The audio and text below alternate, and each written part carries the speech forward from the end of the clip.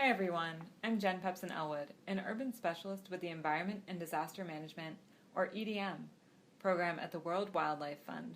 Thanks for watching our presentation on the Green Recovery and Reconstruction Toolkit.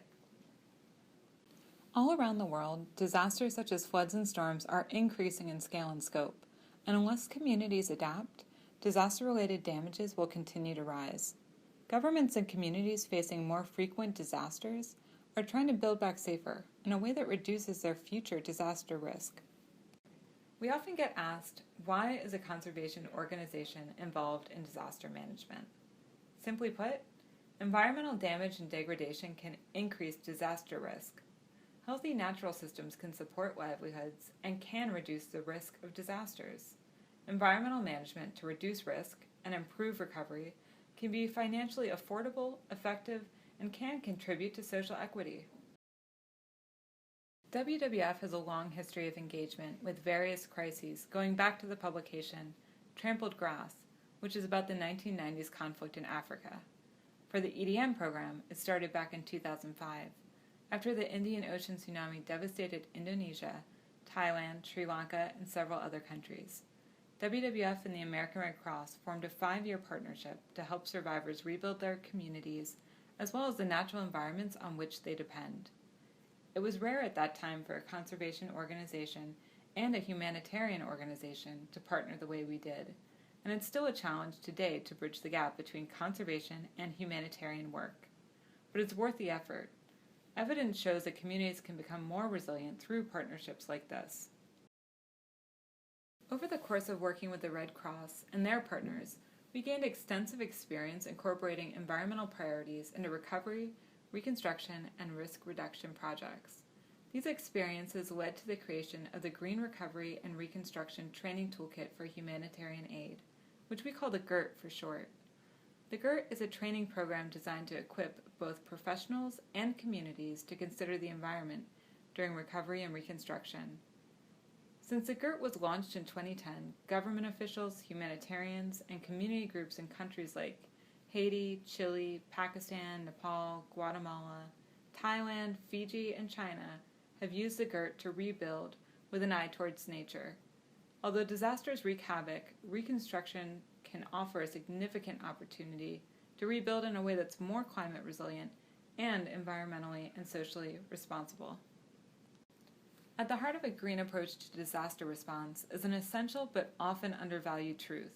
By building with nature and responsibly using the assets nature provides, we can build a more resilient society for our planet and for ourselves. That's why the Environment and Disaster Management team is working with the United Nations, the U.S. government, and others to mainstream the GRT approach into disaster management policy and practice at multiple levels, global to local. The GRT has 10 modules, each of which addresses a different aspect of recovery and reconstruction, such as assessing potential environmental impacts of reconstruction efforts, selecting safer shelter sites and more environmentally responsible building materials, rebuilding livelihoods and reducing communities' vulnerability to future disasters, addressing water and sanitation, and incorporating green approaches into organizational operations.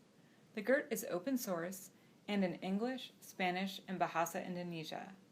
Each module includes a technical content paper, training guidelines, and workshop materials.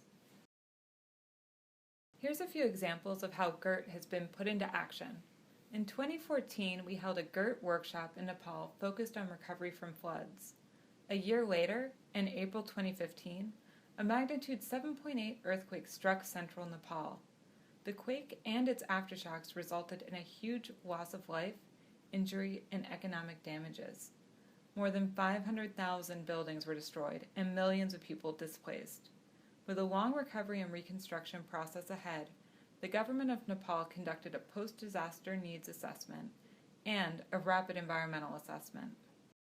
To support the recommendations made in the environmental assessment and building on previous GRT experience, WWF trained more than 1,000 people, from engineers to government officials, over the course of about 30 green recovery and reconstruction workshops.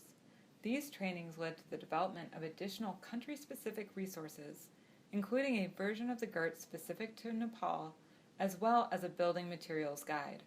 The guide illustrates the environmental consequences of many traditional building materials while suggesting responsible alternative materials for designers to consider.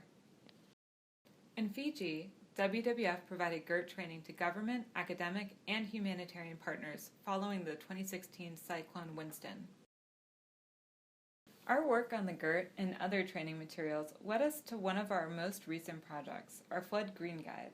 Developed through a partnership with the U.S. Office of Foreign Disaster Assistance, the Flood Green Guide provides flood managers tools for choosing an appropriate mix of flood management methods, including policy, green infrastructure, and traditional engineering, in order to maximize the benefits of flooding while reducing the risk.